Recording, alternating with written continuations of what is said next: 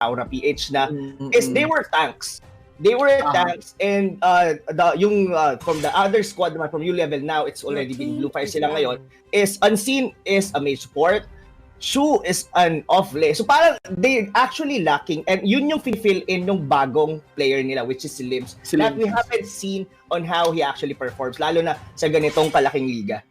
Ano din isa yun yung sa mga pinaka-exciting na part, yung mga bagong players, no? Not just the new teams, but actually the new drafts for active rosters here in the MPL. We already have the draft set in, mga kaibigan. Pero bago lang tayo mag-breakdown dyan, I just want to emphasize, I love, again, binanggit talaga dito ni Puzake na meron silang strat for everyone, not just on NXP. Habang yung NXP naman, dineclare nila na dudurugin nila lahat ng team sa MPL. You know, sorry medyo geek, no? Pero this reminds me of Yukihira Soma, alam mo yun? If you've watched Food Wars, si Yukihira Soma, sa Food Wars, may academy doon eh. May academy. Yun yung top culinary academy no, sa Japan. Tapos, pagpasok ni Yukihira Soma doon sa academy, ang sinabi niya kaagad, ako giging number 1.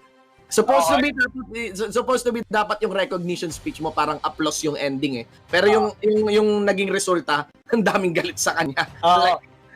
Pero yun talaga yung truth eh. That's the truth eh. If you know your goal, if your goal is to be number 1, then that's it. And to be number 1 in MPL requires, durugin. Durugin talaga yung ibang team na to really prove without doubt that you are the best team. And that's what NXPSOLID plans in doing so. Anyway, let's go. We get the draft completed here. Blue Fire removing the Selena. Parsa, i-mention ko na ito. We got also the PNK finally, no? Napapansin na siya. Next play, we're gonna be removing that. They don't want to deal with the Uranus as well. What direction are we heading here, Rom? I'm gonna look at here. So YSS, yun nga yung open. I was actually thinking kasi on the previous series natin, the Khalid parang hindi siya nawala all throughout 3 games. 1, 2, 3, so somehow dito medyo nabago siya, and even on the draft, I mean the banning itself, hindi nila tinanggal yung Atlas, hindi nila tinanggal dito yung Kufra, and somehow just basing on NXPSOLID, si Yawi, which is their tank user, one of the best Kufra user. Yes. I'm pretty sure that Blue Fire knows that. So they're actually willing to give it just to get the Yuzong. And they're giving the YSS, which I think the best carry right now. Carry right now in the game to H2 like they're giving that for free. Pero at least at the cost of what? Atlas. Yung laruan. No? So ang ganda rin na may napiling Atlas din siguro dito. Ang sasagutin yata ng Blue Fire dito yung harapan no? Totoo. Ang ano lang medyo mababago siguro dito on the series because the two top tanks was actually being laid out.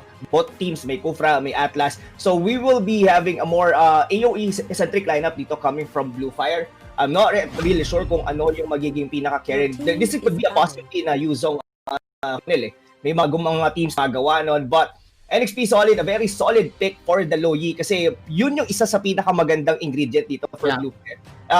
In correlation, of course, with Atlas.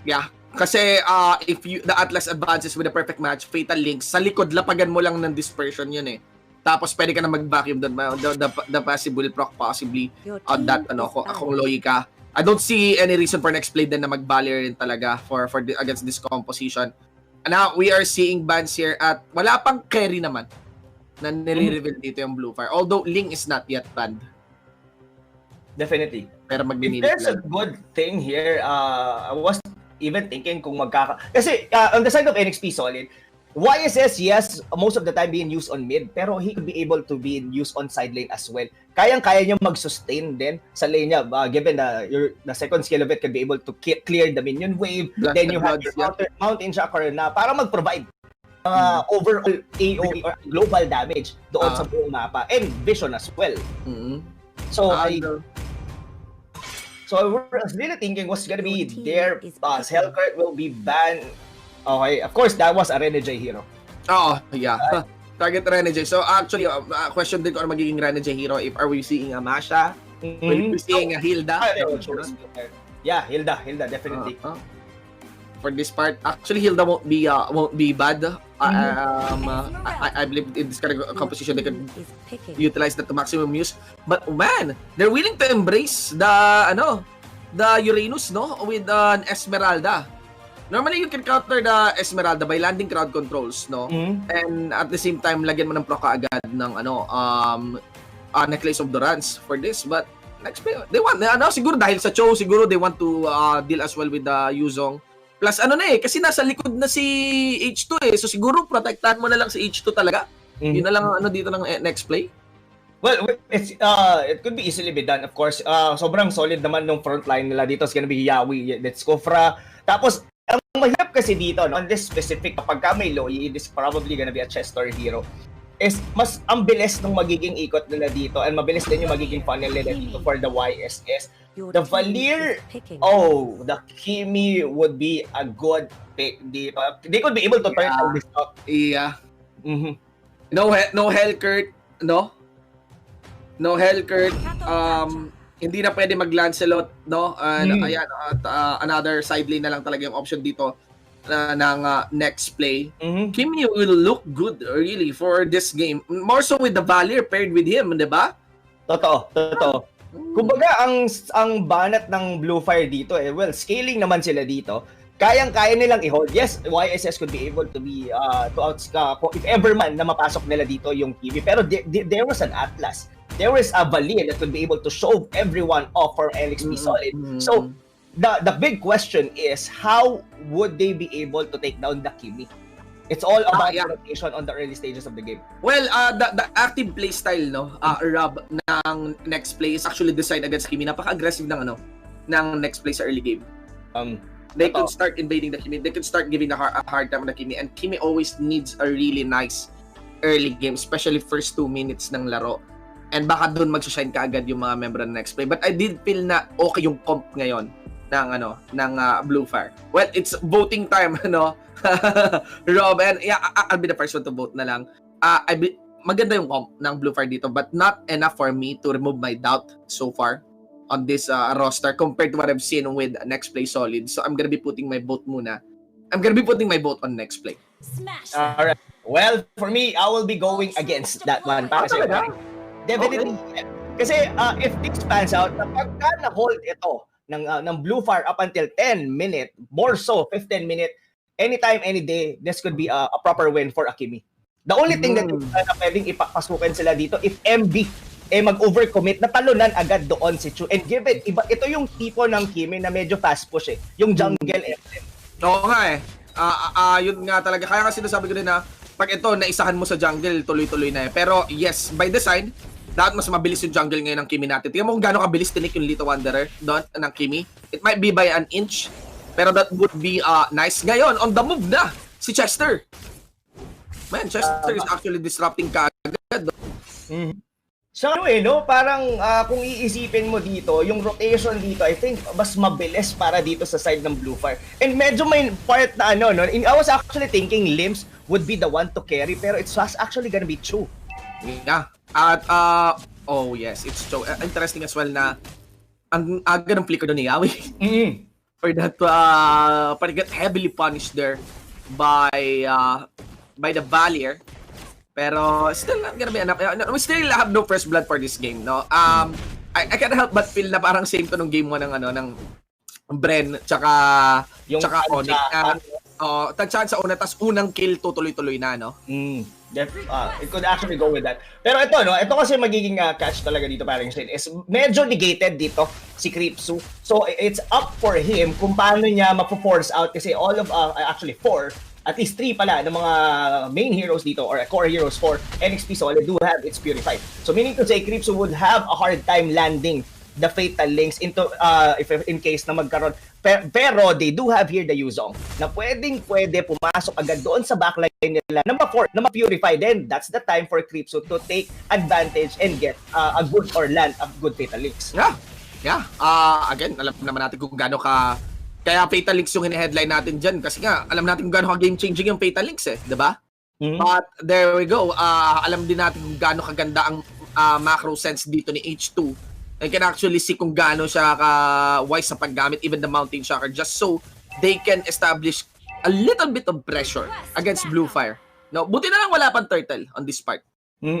I think isa yun sa medyo magpapa-differentiate on both teams kasi feeling ko ma-hold nila to up until the 3 minutes, both lane, I mean all lanes most likely. So, walang mangyayari up until yun yung magbibigay talaga ng advantage. Who will be able to secure the first turtle? Wala nang perfect match si Cripzo doon, ha? Ganon. Yung mga tanks natin nag-overextend, napapunish din talaga ng napakabilis. Parehas nung nangyari halos kay Yawi kanina. Pero still, no first blood in this game. Umiinit. Alam nyo guys, mukha lang walang nangyayari. Pero pag mas matagal na walang first blood, mas lalo lang umiinit eh. Pero Bluefire is the scaling team dito. Like, it's like a time bomb para sa series na to. So, I guess NXPSOLID will be the one to be very aggressive in nature dito sa first 10 minutes of the game. Or at least 5. Patulad dyan, Yawi. Okay, tingnan natin ha. Yawi here. There's the Fatal Links completed mula kay Cripzo. Aray! Mga kaibigan, tutok agad. Pero si Choi was able to walk away. Habol ni Renny J. And he can attack even more. That's the first kill siguro by the members dito ng mga taga Bluefire. At tuloy ang apoy. Atras muna hoy. Dito ngayon. Ito ang Bluefire. And that's it. They were able to bag 1 members. Pero tol, na-miss out ko. Sino nakakuha ng turtle? I didn't see that kasi nakatutok ako doon sa Kimi, to be honest with you guys. Kasi ang nangyari doon, actually makikita mo na dito kung ano yung targeting ng NXPSOLID. Even Renny J going doon sa backlane, that's why Chu was forced to go inside the tier 1 turret. Then si MB nag-avatar of the Guardian itself. Kumbaga talagang tina-target nila dito si Chu. And alam naman natin Chu yung may susik talaga dito pero at least hindi ganun ka na si shutdown si Chu. Tsaka isang talon lang. And it's a good thing then that I think yung purification na nagbigay ng enough movement speed for Chu. The moment na tumalon si Renny J. The job of Renny J was good. Talagang mataas yung movement speed na provided ng purification doon. Yeah, and actually it's H2 who did get the turtle. Yeah, we got H2. So again, consistency ni H2. Pero man, init ni Cripzo round 2 na yun. It was Chester that was back in. May isang kill din naman na nakuha dito yung next play, no? Upon that replay yata. Renny J against Secret. Medyo maganda yung nagiging ikot dito ng Bluefire. Let alone. Kung isipin mo rito, no, if Cripzo could be able to get at least 1 defensive item and go into a fling time, pwedeng ulit-ulitin kung ano man yung nangyayari. But i-force nila unang Fatal Links, tanggal lahat na ma-force nila yung Purify. Ito kasi medyo nag-hold lang for Bluefire to be able to go in yung mga Purify. Once everything nawala dito, the NXPSOLID will be on the defensive. Yes, totally. Lalo pa may panghabol yung Bluefire, flicker din yung hawak nila dito. I mean, that might be used defensively, pero pwede mo talaga gamitin yan offensively, no? We get round to on the turtle dito. And I cannot but feel na yung early expectations dito na next play, na-break ka agad ng Bluefire. But still, there is H2. And the guy is always headline, not really by his more than his micro skills, but by his consistency. Hagip dito si Unseen. Doon na yata, pwedeng sunod-sunod yan. Show dito, Purification, sunod na layer MB, hindi makapasok si Secret. Zinozone out lamang ni Chester. Agawan dito ng buff na, isecure pa rin naman yun ni Chu. Ang ganda nung pasok doon ni Yawi, securing, to Unseen. Medyo nawala yung formation dito ng Bluefire from the turtle. Parang may part sa kanila that they would like to contest, pero parang haphazardly, nagdadalawang isip sila Diba? Parang pwede yata, kaso for sure merong Purify yan. So that would actually leave Bluefire yung part na uncertainty na hindi nila mawari siguro na tama na ba, ito na ba yung opening or hintayin muna natin. Not to mention napaka-threatening ni H2, diba tol? Taas na ng damage niya, ganun lang, classic scaling on YSS. And YSS talaga para sa, on my personal opinion, is one of the number 1 carry right now. Ang bilis ang bilis ng farm ang bilis, ang taas ng damage na pwedeng ibigay. Para alam mo yung early revamp kay Bruno. Ganun kaagad yung batuan ng damage. Yung hindi pa ready maglaro yung mga yung community against Bruno. Parang ganun yung vibes ngayon with YSS. Now, na-set upan dito si Cripzo. You know, those kind of free kills binibigyan mo sa NXP, automatic yan. They will take advantage of that. There is the kick onto H2. Hindi na follow upan kagad. He got damage for reals, for serious. Pero not enough to get any execute. Here comes MB, another re-engage by Yawi. No commitment na. And the Mountain Shocker na lang to make this advance of the Bluefire squad awkward. Had it been na nandun si Cripzo, it would be a different story. Nadali pa dito yung baller natin. Yun lang. I think dito na nagsisimula mag-mess up ngayon yung Bluefire. Nawawala sila dun sa tipong early formation nila. Like their first 5 minutes na nahuhold nila Kaso habang tumatagal, lumalakas si H2O, the Mountain Shocker, nararamdaman na ng mga squishy heroes dito ng Blue Fire. Like, let alone Unseen or even Chu. Yeah. You have to go in with a plan eh. Automatic yan. Dali na rin dito si Lims. Mga kaibigan, next play tol has taken good control now of this game. That is the third turtle. They have a gold lead of 3,000. Cryptzo has to walk away. Even though with the Fatal Links is using the match defensively because they're not seeing any freedom. At si Yawi uminit na. Hindi na sila pinahinga ngayon ng next play at nagsisimula ng magbilang patungong pagdurog dito. Itong next play solid. Man, secret here would have to walk away mula kay MB Tot. They're just cornering as well the Yuzong. Ben, ang bilis maapula ng apoy dito ng next play. Oo. Medyo, dito ngayon magkakaroon ng malaking problema dito yung Blue Fire. Kasi, yes, they have here the Kimi na probably gonna be going for hybrid. Kasi jungle go for first at least a BOD item or at least Raptor Machete. Kaso nga lang, hindi nila nagawa yung gusto nilang itemization. Technically, hindi na siya nag-go for BOD kasi alam nila that they would are already on the back foot. Nagdiretso na kagad siya with the going one. Yun lang. Pero nakaisa pa rin naman na napakabilis ng burst dyan because multiple BODs nga na nabanggit mo. Ang nasa side din naman na ang Blue Fire. And again, Cryptzo trying to get the timing in for that Fatal Links. He went for the flicker. Fatal Links burns the purification H2O. Trace palapit na maalam dito ang malaking buhay ni Cryptzo. And follow up by Yawi. Pumompiang pabalik para matamaan na lang siguro si Lims. So yun na. Libreng Torre na ulit para dito sa next play. Grabe, it's on a roll talaga dito for H2. The Mountain Tracker is really giving Blue Fire. Lahat ng miyembro nila dito having a hard time. Even on initiation, kahit si Cryptzo napapadalawang isip siya kung kailangan niya na ba, is it the time? Kasi pwedeng gawin yung Fatal Links ni Cryptzo. Kaso nga lang, yung mga kakampi niya, almost half HP na. Just the mere fact ng ulti ni H2O. Ang bilis na scaling, ang ganda ng brush. Sa likod, they will commit.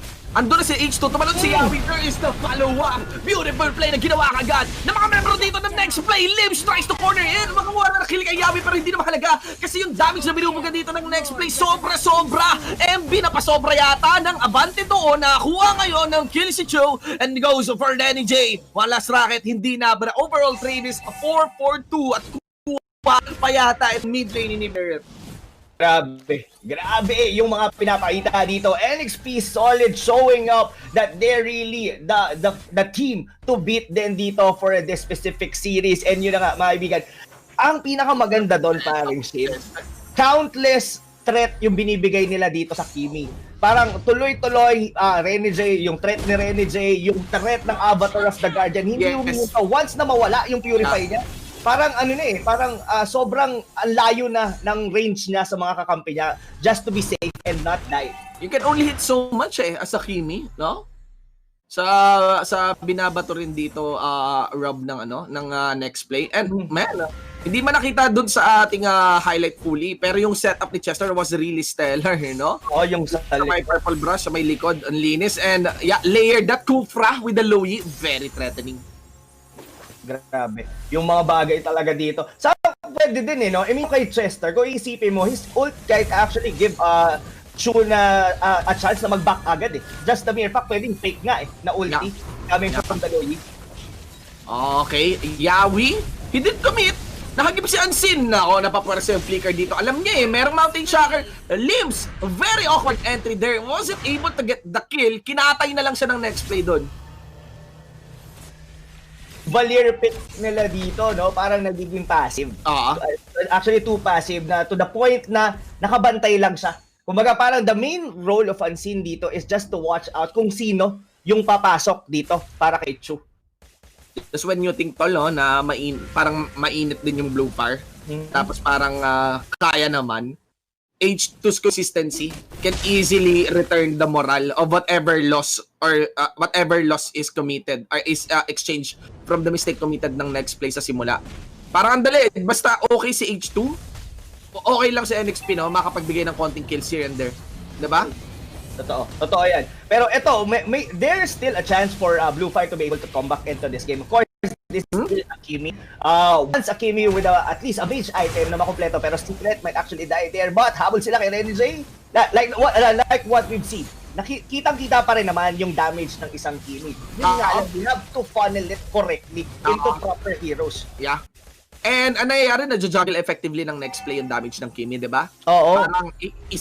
Parang if you are the Kimi, you find yourself hitting different targets for a short amount of time. Mamaya, gatot catch yung tinatamaan mo, minsan Kufra, minsan Esmeralda. Bottom line, no execute eh. And maybe that's where it is lacking. Walang execute kill dito yung Bluefire, no? Probably, alam mo yun, kung Balmond pa siguro to, baka mas may execute kill pa, di ba? Parang ang game, ang play na lang talaga ng Bluefire ngayon is to turtle this one. Probably give, nakuha na yung unang lord, is hold nila to up until na makakuha at least 3 core items dito, yung si Chu that can be able to burst down. May damage pa rin naman eh. And ang mahirap lang ngayon is that Kripsu, parang hindi niya makuha yung group niya, o makakuha na magandang Fatalix. Yeah, napabilis ng punishment kay Unseen. The moment talaga may overextend, gulat factor lagi talaga yung next play. And if you not accounting that, no, dun sa panggulat na yan ang malaki problema. Setup pa ni MB tsaka ni Yawi dito sa may pinakalikod. No? Sakto yung minion wave na darating ngayon. Pero third, who's taking some damage on that, doesn't matter. Even if Yawi is saying goodbye, ilan man ang namatay dito sa side ng Bluefire? 4. And that's it. That's gonna be 2 inhibitor turrets to be taken in. 1 for the bot, 1 for the mid, and 1 for the base, and they will rotate as well. Panira ng moral, mga kaibigan. Tamang emotes. Indeed, this is the team that was hailed to be Team Payabang, but the Payabang will take the win for this game number 1. Next play, solid. Wow, solid performance indeed